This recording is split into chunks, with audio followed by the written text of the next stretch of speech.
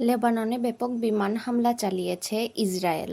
সোমবার হিজবুল্লাহর প্রায় ৩০০ অবস্থান লক্ষ্য করে চালানো হামলায় কমপক্ষে ৩৫ শিশুসহ ৪৯২ জন নিহত হয়েছেন। এতে আহত হয়েছেন আরও সহস্রাধিক মানুষ। লেবাননের স্বাস্থ্য মন্ত্রণালয় এ তথ্য জানিয়েছে। এদিকে হিজবুল্লাহ সক্রিয় রয়েছে এমন এলাকা থেকে লেবাননের বাসিন্দাদের সরে যেতে বলেছে ইসরায়েলের সামরিক বাহিনী। সিএনএনের প্রতিবেদনে বলা হয়, স্থানীয় সময় সকাল 8:45টায় এই হামলা চালানো হয়েছে। হতাহতদের মধ্যে কতজন বেসামরিক নাগরিক আছে বা হিজবুল্লাহ আছে তা নিশ্চিত হওয়া যায়নি।